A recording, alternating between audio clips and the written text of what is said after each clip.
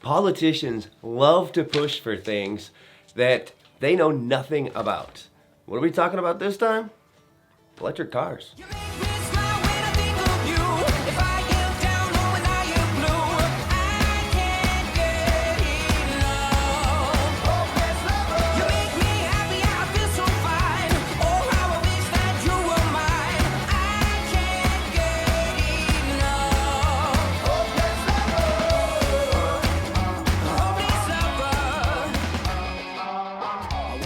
Things about electric cars, we think these things are great, right? They're awesome for the environment, and you know, they're starting to get good range. They're actually viable cars now. The problem is there's a few things that they haven't really thought about. Sulfur dioxide, for one. See, when they mine lithium, they have to put this like slurry in these big, basically pools that are on top of the ground and evaporate all the water out. 500,000 gallons of water for 1 ton of lithium. Now granted, there's not a whole lot of lithium in each electric car, but when you think about how many electric cars are being made around the world, it starts to add up pretty quick, right? Now that sulfur dioxide, when it gets into the air, it kills all the local wildlife, starts killing all the local trees. Most of these mines are in Brazil. I actually know somebody who lives in Brazil and has worked at 2 lithium mines, and he saw both mines go from a flourishing area with lots of wildlife to completely dead everything with tainted groundwater, and got forced out by the government. They had to move because they couldn't live in the area. So those are things that suck, but we already know about the environmental concerns, right? I think it's been decided that that's not a big deal because there's not that much used per car. Again, that's if you're only looking at the cars made in the US, right? Because there's not that many made in the US, but we have China, we have the UK, we have Germany, we have all these electric cars all over the world. So it does add up, it does become a problem, okay? You can do the research on that. I actually did a lot of research into this, and I was gonna focus more on the environmental concerns because of when I talked to my buddy, what he saw at both of those mines. Unfortunately, he does live in Brazil, so it's hard for us to get our times together so that I can get him on camera. I am going to do another one. I'm gonna do an interview with him on camera, and we're going to talk about what he saw. Anyway, we'll do that interview later, but right now let's focus on who does this hurt? Who does it hurt when politicians start pushing for things like this? Well, in this case, when they start pushing for electric cars, it actually hurts inner city low-income people. How is that? Well, there's going to come a point in probably what they have, like 2030 is when they want electric cars to be pushed, right? They're still going to be expensive. There's still going to be, the range is still going to be somewhat low. Battery technology is still not quite there. Lithium is not the way to go. Now, if you look into graphene aluminum, that's probably the way to go. Graphene aluminum I think will be fantastic. The other problem is the electric car makers here in the US have it wrong. Now NIO over in China has it right. See, NIO does the battery swap. And when they do battery swaps, it takes 30 seconds to swap into a fresh battery. You pull into this garage thing, you line your car up, and then it pulls you in, and once you're pulled in, it automatically swaps the batteries for you. So that's pretty cool. And you never have to change a battery. You never have to pay for a battery, right? So if your car gets a bad battery, you don't have to go spending $10,000 or $20,000 to replace the battery. You just pull it in, and what happens is the machine actually tests the batteries to see if they're any good. If they're not, it takes it out of circulation. And then it gets replaced by NIO, and it gets recycled, which recycling batteries is another environmental concern because most of them are done in China, and we know how China is with the environment. But anyway, that's besides the point. Now, if we continue the way we're going right now with US electric car manufacturers, then when people can actually afford these cars, you know, in 2030, a Tesla Model S might be affordable to somebody that's inner city low income. But the battery is probably going to need to be replaced. Now, I think Engineering Explained mentioned something about Tesla saying that their batteries will last 200,000 miles. Keep in mind, it's 200,000 miles in normal driving. In easy, slow, normal driving conditions, no one is going to drive like that. No one. That's why real world gas mileage doesn't work. We all have heavy feet, at least a heavy right foot, most of us. And so what's going to happen is the battery degradation is going to be even more extreme because we're constantly testing the acceleration. We're constantly rocketing out of places. It's fun. It's a lot of fun, right? So that means the battery is going to need to be replaced way before 200,000 miles, way before. And that means that somebody that's inner city, low income, they're going to be stuck with a $10,000 plus battery replacement bill. So that's one way that it hurts them. So if they go to buy a used car, maybe they can only afford $5 or $7 grand for a used car. This is real world. There are people that can only afford $5 or $7 grand for a car. There's a lot of them. And most of it is inner city, low income people. Trust me, I know, that's what I grew up in. So what's gonna happen is they're gonna be stuck having to replace these batteries. Not cool, not cool at all. They can't afford a $17,000, $20,000 car, right? Or a $30,000 car. They just can't. And then we start looking at, let's look at, the Model 3. We start looking at the economy cars. Now these are cars that are going to need to be charged constantly. So these are people that are already working 10, 12 hours a day. They're spending, let's say, 13 hours away from their family, give them a half hour to drive to work, half hour to drive home, because most people do drive within a half hour of home. So now they're having to spend an extra 2 hours, or even an hour, to charge their car away from their family, 3-4 days a week, right? Because they only have a 250-mile range. Let's put this in perspective. When you buy an economy car right now, you probably get about 450 to 460 miles on a 10-gallon tank of gas, and it takes 5 minutes to fill that up, right? How do I know? Well, the economy car that I had, the last one I had, which is, 10 years ago, that was a Cobalt XFE, right? 5-speed manual, super light, stripped the whole car of everything because they wanted it to fight against the Prius. And it did a good job. It did 44 miles to the gallon and under the right conditions. I never got that because I found out that that car was so light, in fact lighter than a Miata, with 155 horsepower and a very tall fifth gear, that the top speed, I had no idea because the speedometer stopped at 120 and it just kept pulling. The revs were at 4,000 RPM with the speedometer pegged and it was still going. Anyway, that's another story altogether. That'll be a VinWiki style story maybe I'll do one day.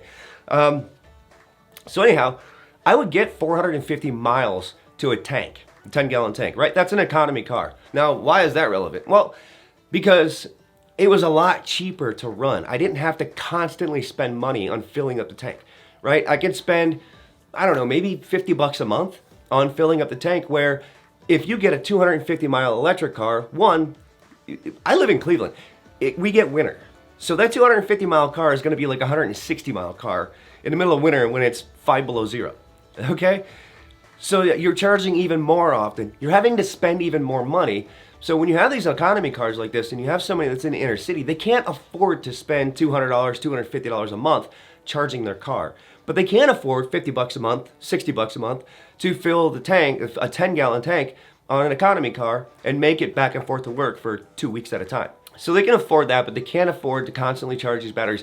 And they shouldn't have to spend so much time away from their families. So what am I saying with this? Well, if you get let's say you get a Mercedes S65 AMG, right? You're gonna expect maybe 300 miles out of a fuel tank. Why? Because it's got a crazy engine, it's got a ton of horsepower. Again, you're gonna nail the throttle here and there. Even if you don't, it doesn't get very good gas mileage because it's made for performance, right? So you expect 250 to 300 miles out of a tank on one of those. So you just spent $300,000 on a car that gets 200 or 300 miles to the tank.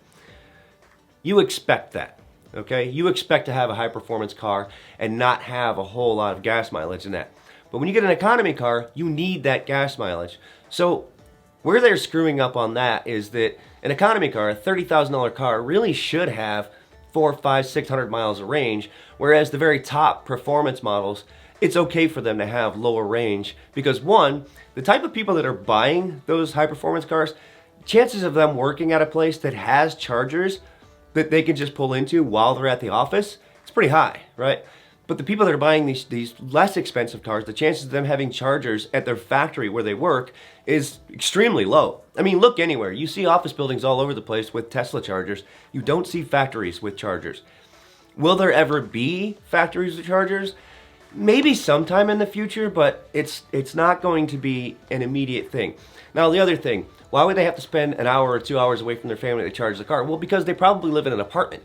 And apartment complexes don't have these chargers. And for them to install all that, it means breaking up all their concrete and running all these wires. And they're not going to do that. They're not. Don't expect it. Don't ever think they will. Apartment owners are not going to do that. period. Especially in the inner city low income where they have Section 8, which is, I don't know if that Section 8 exists in every state. That's basically a low income voucher that the government helps pay their rent, and then they pay $20 or $30 a month along with that voucher to pay for the rent. So these are people that they're gonna have to go somewhere, and sure, they could do it when they're shopping, but who goes grocery shopping 3 or 4 days a week? Nobody. Most of these people get paid on the first of the month because they have welfare subsidies that help them with their already low income paying jobs. So they go on the first of the month, they stock up on food, maybe they save some of that money and then they go again 2 weeks later, but that means they're going grocery shopping twice a month, okay?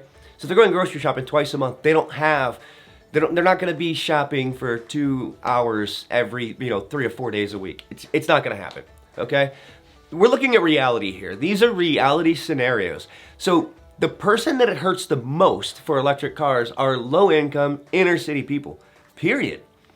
When they're pushing for these electric cars, it's going to come down to, in 2030, if you're low income, you're not going to be able to afford a brand new car. You won't be able to afford the cheapest brand new car. And if you can, one, you won't be able to afford to keep it charged. Two, you'll have to spend a lot of time away from your family, watching your family grow and being there for important things with your kids. Your kid might have a football game, but all you can do is drop them off and then go charge the car. So you missed the whole game.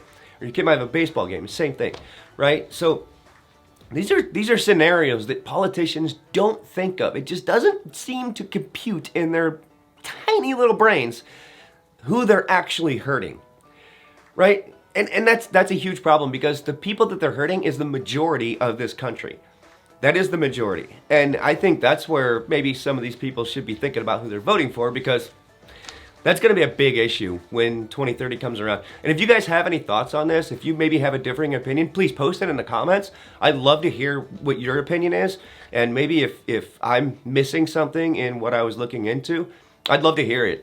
Because it's possible. I could have missed something and I could be totally off base. I don't think I am. I grew up in that area. I grew up in a very low income area and I never had a lot of money. So I pretty much...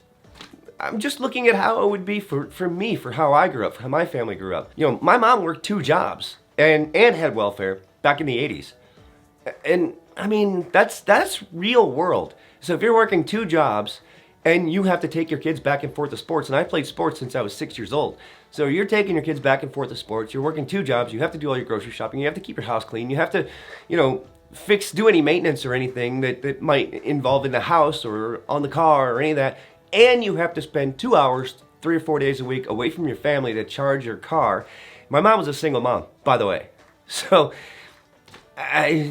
these are things that happen. These are things that are actually real world. This is what's going on, okay? Let's say those low income people have 1 week of vacation. They have a car with a 250-mile range, right? How much of that vacation time, let's say they want to go from Cleveland to Arizona for their vacation. They can't afford to fly, so they're going to drive, right? How much of that 1 week's vacation are they actually going to get to use by having to stop every 200 miles and charge the car for 45 minutes an hour? They're going to lose a lot of that vacation time, so they're not going to get the needed vacation time they need. And generally, these are people that worked a lot harder than somebody in an office, physically beating their bodies up on these jobs. Back problems, knee problems, elbow, wrist, These are people that are beating the living hell out of themselves to work these jobs. They need that week of vacation. So having a 250-mile range on a car is just not going to do it. It's not acceptable, okay? We're looking at economy cars that get 450 miles range. We need to be looking at that with electric cars. The battery replacement, for me, the battery replacement is a massive deal. I think NIO has it absolutely right. If NIO ever does come to the U.S. with their cars, they're going to kill the U.S. electric car market. They're going to destroy it because they have that battery swap. When you can swap batteries in 5 minutes, number one, that right there, that one thing alone would get the majority of the US switching to electric cars. Because electric cars are super fast to begin with. Yeah, battery technology needs to be improved, especially reduce the weight so that people that are car enthusiasts can take it to a track and actually make a left or right turn instead of just straight line. And they've proven that electric cars can pretty much make turns. Not kind of, nothing like a gasoline-powered vehicle can. Oh, by the way, you guys got to check them out. Trust me. If you do trading, if you do any trading, you'll thank me. I have a discount link in the description below. So anyway, that's who we're hurting the absolute most, is these inner city families, right? Now, the U.S. Department of Energy says that by 2030, we're going to run out, we're not going to have enough lithium between what's being mined and what's being recycled to cover the demand that we're going to need. Keep in mind, it's not just electric cars that use lithium, okay? It's these little remote controls, lithium. Cell phones, lithium. This camera, lithium. Everything you see has lithium in it. Everything you see uses lithium. There are supercapacitors in everything. This TV right here, the 40-inch TV that I have on my connected to my computer, lithium in there because there's supercapacitors that use lithium. Well, not supercapacitors. There are capacitors in there that use lithium. My laptop, lithium. My battery-powered studio lights, lithium. Everything you look at has lithium. So we're not talking about just the lithium in electric cars. We're talking about the lithium that's being used in everything that you see every day, right? So we're looking at the production for lithium for everything that's getting made, not just electric cars. I think too many people focus on, oh, well, electric cars, it'll be fine. There's enough lithium, you know, batteries will be recycled. No. There's so many things that use lithium. It's insane, okay? It's not just electric cars. So they're using 500,000 gallons of water to produce 1 ton of lithium. And I really should have looked this up, but let me see. There's approximately 57,900 tons of lithium being used every year. There's 500,000 gallons of water to produce 1 ton of lithium. Okay? This water gets evaporated into the atmosphere with sulfur dioxide. It gets leached into the ground and destroys groundwater. And you're talking about an area, when you get to a lithium mine and you see that it's all flourishing and has all this wildlife, you go there 5 years later and you have an 80 to 150 mile radius of dead wildlife, of tainted groundwater, areas that people can't live in. This is, that part, the environmental part, is what really gets me. That's the part that just drives me up the wall, that we need to be focusing more on, especially having talked to somebody that has worked at 2 lithium mines and lives in those areas, you know, lives in Brazil and sees this stuff firsthand. After having talked with him, it just really gets me. I mean, like, really gets me. So I'm going to do an interview with him as soon as we're able to get our schedules to meet. I want to do an interview, and we'll explain to you guys how serious that actually is. 57,000, almost 58,000 tons of lithium per year. It's mind-blowing when you think about it. So what's going to happen is they're not able to produce as much lithium right now. They're still finding other ways of producing lithium, or mining it or extracting it from, you know, the ocean or whatever else. But those technologies aren't there yet. They're not going to be there by 2030, I can tell you that. So what we need to do is find a different battery material. And a different battery material would be great if it's a lot lighter. I have seen some things where they're trying to do a graphene type battery material where it would be the actual structural frame of the car would be the battery. That's cool, but that's a bad idea. Batteries go bad after a while, which means you're going to have to replace the whole damn car. Right? So if we have, again, we go to the NEO thing and do battery replacements, and we have a super, super light graphene aluminum battery that we could just, you know, snap out, snap in. It's not, probably not quite snap out, snap in, but you get the idea. We just pop it out, pop it in with some kind of machine that we pull into, just like NEO does. Dude, we're gonna have cars that can go around a track fast. For us enthusiasts, that's gonna be mega. That's gonna be huge. Trust me, I will be all over electric cars then. I'm still a little apprehensive on them, and that's because of these things that I'm mentioning right now, of how the less expensive electric cars are actually going to hurt the lower class. And these low-income inner-city neighborhoods are, I can't say it enough, they're going to get affected the most. They really are. These are things that we need to think about. So I think we need to, here's the other thing. Having politicians forcing these manufacturers to make electric cars is a terrible idea. Why? They want to build electric cars. Auto manufacturers want to build electric cars. Why? Because they're cheaper. They can have one motor. One motor. Right now they have, multiple engines for each vehicle because each engine does something different. Whether it's for a truck or a sports car or an economy car or whatever, they're all different engines, right? So they can have one motor. Whether they have one motor on the car or they have 4 motors on the car or 3, for their performance or towing or whatever, it's going to be one motor. A skate platform. They can have a skate platform for SUVs, one for cars. Period. It's just when they have SUVs and trucks, sorry, and one for cars, period. And that way they can have their towing power, they can have their off-road capabilities in this skate platform, and then they can have other economy or sports car capabilities in this platform. Simple. Now they have 2 platforms, all the same motors, all the same batteries, and they just slap the car body or truck body or whatever right on top of it. How cheap would that be compared to how they're doing it now? Right? There's no need to force the vehicle makers to build electric cars. It doesn't make sense. All they're doing is, we all know that when you start rushing a process, bad things happen. Whether it's more vehicle fires, whether it's safety problems, whether it's the safety systems in the car being wired improperly and not working, we can go over a list of things that could potentially happen by making them rush into this. An entire list. Like, this is insane to force them to build electric cars. It just doesn't make sense.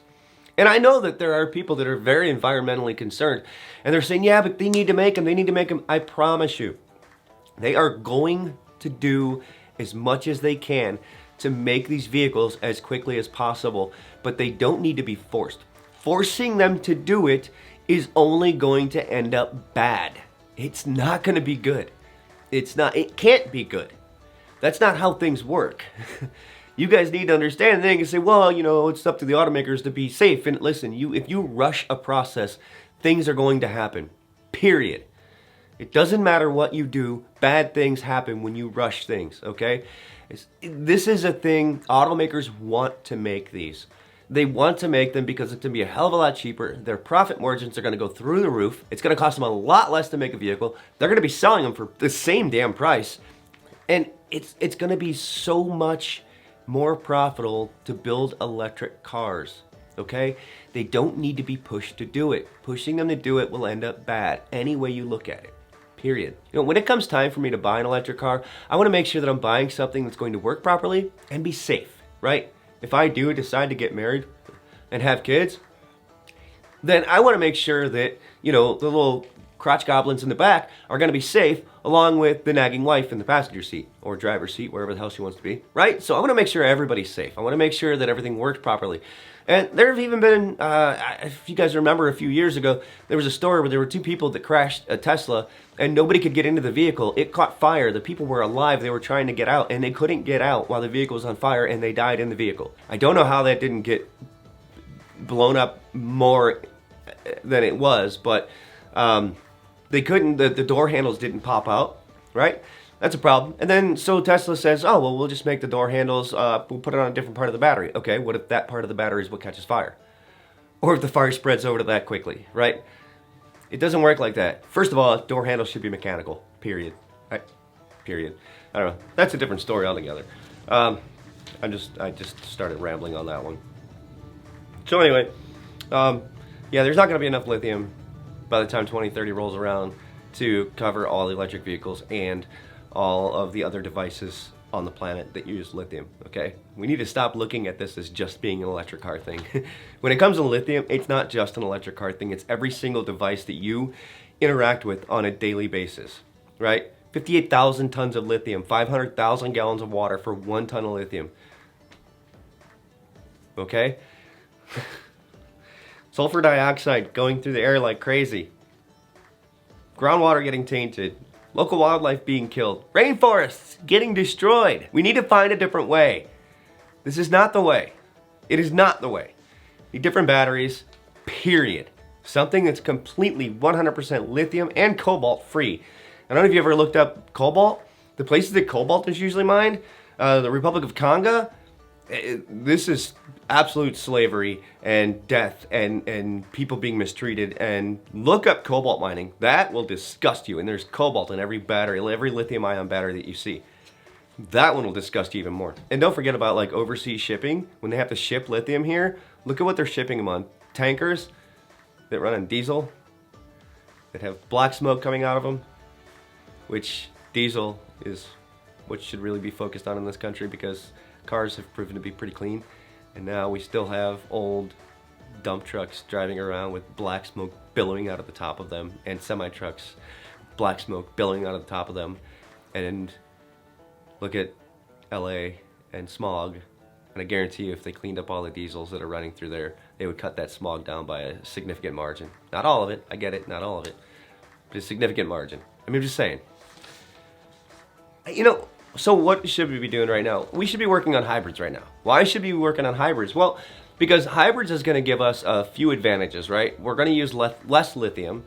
We're going to have more time to find a different way to either mine lithium or extract it. We're going to have more time to find different battery materials. You know, like I really love that graphene aluminum. There's a million different new battery materials that don't involve lithium. If you look it up, you can Google that. There's a ton.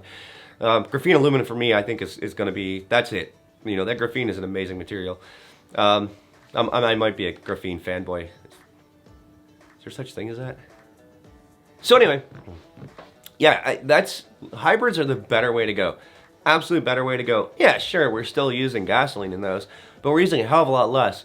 And even then, if we had hybrids, maybe we can just do like, you know, E85 is pretty clean burning stuff. If we're using hybrids, then we're using a lot less fuel. So E85 could probably keep up with demand at that rate, right? If we switch completely to hybrids and ran E85, now we have a much cleaner burning fuel, and we're able to keep up with demand. There's more farmers that are going to be making more money, and we're keeping farmers alive. We're keeping them from having to sell their farms because they're not going broke, and we're able to have a much, much cleaner burning world with the use of hybrids on E85. Or Porsche is working with a company, I don't remember where that was or what the name of the company was, but they're actually trying to produce a very clean burning biofuel. It's not E85, I'm not really sure what it is. I tried looking into it, but you really can't find a whole lot of information on it because it's not really secret. It's just tough to find anything on it. So yeah, we should be looking at hybrids. Hybrids are 100% the way to go right now. You know, the problem is that we're trying to go from this step to this step in one stride, when we should be going to this step, this step, this step, this step, this step. And hybrids are down here, and we're trying to skip that entirely and just go straight up to that top step. And that's not something that we should be doing. So yeah, hybrid technology is where it should be right now. That's what we should be doing. And we're still just learning, you know, what you can do with a gasoline engine. Look at what Corvette just did. A naturally aspirated 5.5 liter V8 that produces 670 horsepower and 460 pound-feet of torque. That right there, and it's naturally aspirated, guys. That right there is proof that gasoline engine technology hasn't even come close to where it could be. So we could have these insanely efficient engines, and we still have time to get to that electric car world. We could be building these crazy, crazy, crazy efficient gasoline engines to go with a hybrid system, and that's going to help us get to that electric world that we want to be at. And also, it's also going to give us time to find different ways to produce electricity for charging these, because I think something like 60% of the electricity in the US is being produced by fossil fuels, by coal, right? So all that means is that we're not anywhere near as clean as we should be, right? And where if we have a very, very efficient, clean burning gasoline engine on a hybrid system, then we're using less coal, and coal is far dirtier than, you know, what a gasoline engine would be. So that's that step that we need to be at. We need to be at those hybrids where we're using extremely efficient, clean burning engines, as clean as possible. Don't kill me in the comments, I know. And then moving our way to that electric future. Hybrids are 100% the way to go, and that's just a common sense thing, you know. You can't think of that any other way. It's just common sense that you're going to use less lithium. You're going to have time to find different battery material, or find a way to make different battery materials, develop different battery materials, and it's a step that we can't skip. You know, we need that time. Like I said, auto manufacturers want to make electric cars. They absolutely want to. No question they want to make electric cars. So why try to rush them? It just doesn't make sense. Like, it does not compute. You know what I mean? Anyway, I wanted to make a video because I see a lot of people talking electric cars. There's a big argument, and I'm not against electric cars by any means. I love the sound of a V8. Don't get me wrong. I do absolutely love the sound, and I've been in a Tesla Plaid, and after about the 7th acceleration, it was kind of boring because there's just no emotion there. You know, that the emotion is important. We have all these senses, and if we're lacking one sense, then, you know, your body realizes it. And that's why when you see these people with these like Tesla Plaids, they kind of lose their excitement after so long, and the only excitement they get is getting a friend in the car and seeing their reaction, right? So yeah, I do love gasoline engines. I do love the sound of a piston-driven engine, but at the same time, I realize that electric cars are the future, and I would get an electric car if things were done properly. I think that I would 100% want to go with hybrid first. I think I'd want to see that technology being developed further, and, you know, finding different ways of either, if we're going to keep doing the lithium thing, we have to find cleaner ways of producing lithium and find much more humane ways of getting cobalt. You know, these are things that it's a step we can't skip. We can't allow politicians to regulate bad things into existence. You know, it's just, you just can't rush it. So if you guys have any comments, questions, or maybe I missed something and I was wrong on something, post in the comments. I'd love to hear it, because I'm not going to be 100% right on everything. I'm human. I'm not a robot. You know, I'm not Zuckerberg. So I can help it. The dude's an android. Anyway, yeah. So I would love to continue this conversation. Because I think it's a conversation we need to have. It's something we need to look at. We need to look at, one of the problems is we always look at one side, and we feel so strongly about one side that we're like, no, it has to be this. When the reality is we should be looking at both sides and saying, okay, what is this that you know, maybe we'll say, hey, okay, do you really care about these things here? No? Okay. Do you care about those things? Yeah? Okay, cool. So we're going to fix them like this. And now look, you get what you like, you get what you like, and now we can come together. We can't just say, you know, one big blanket thing, we want this. No, because there's all kinds of little things in here that we can break down, and we could actually come together and create an actual viable solution that everybody's okay with. And that, I think, is the electric car debate, along with pretty much every debate that we have. But the electric car debate is, we need that common ground, and that common ground right now that makes sense, that actually makes sense, is moving into hybrid technologies to give them time to find different battery materials and, you know, maybe switch to a battery swap, which I'm telling you, that's a huge deal. If NIO comes here, US automakers are screwed when it comes to electric cars. They are absolutely screwed. And honestly, I hope NIO does come here, because they have pretty cool looking cars. I'm not a huge fan of Chinese made. I would much rather see I am a union employee, so I would much rather see things that are American made, but ultimately I like seeing things that are better for everybody, and that's just who I am. So yeah, I think I don't know, those are my thoughts. I never see people arguing about that stuff. I never see people talking about how much that's going to hurt the lower income. You know, those are just things that I just don't see people talking about, and those are things that we need to talk about. You know, we're always talking about, oh, it's cleaner burning, it's cleaner this, it's cleaner that, it's better for the environment. Stop. There are so many more things, so much bigger, that we need to talk about, okay? We need to look at what it's going to do for the majority of the world. The majority of the world is low income, okay? This is going to destroy these people. All it's going to do is drive them further and further and further into poverty. That is not okay, period. It's just not okay. We need to do better. We really need to do better. Thank you for watching. I really appreciate it, guys. Like I said, if you have any comments or questions, throw them down in the comments below. Make sure you hit like and subscribe. I've been away for a little while because I had COVID twice, and then I had the flu, and I had, you know, mental health break and some other things. So yeah, I don't know how the hell I got COVID twice. regardless, I did. Yeah, so it's been a little while, but I'm gonna get back into posting videos regularly. Gonna actually start posting them far more often than I used to. I was posting like once every month or so. I'm gonna try to get into posting videos like once or twice a week so that you guys have some content through the winter, and we'll talk about some cool stuff. And if there's anything that you guys want to talk about, you want to see a video made on, put it in the comments, and I will keep a running list of what everybody wants to see, and we'll do some videos on this stuff, and we'll have our conversations and see what we can do with this automotive world, and just talk about the coolness of what's going on, kind of like the new Corvette Z06. Have you seen that, the C8? I know you saw it. Oh my God.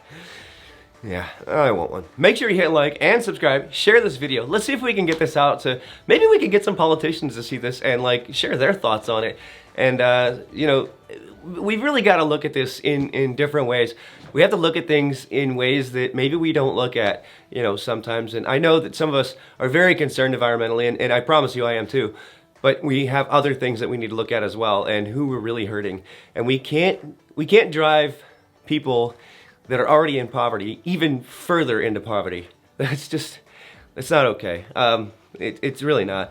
You know, like I said, I grew up in an area like that, so I feel that attacks me personally, and that's why I thought I needed to do this video. So yeah, let's get this video out, and let's see if we can make it go viral, because these are things that we really need to look into, and we need to get some more insight and see what our politicians think about this, and see if they already have solutions, which I doubt, or if they can come up with solutions, because we definitely need solutions. And I think the only solution we have right now is, like I said, hybrid technology. We can't miss that step. We're trying to take too big of a stride, and we need to take baby steps. That's how life works. So yeah, thanks for watching. Love you guys. Don't forget, donate to your local animal shelters. Stay positive, be kind, peace. You make me smile.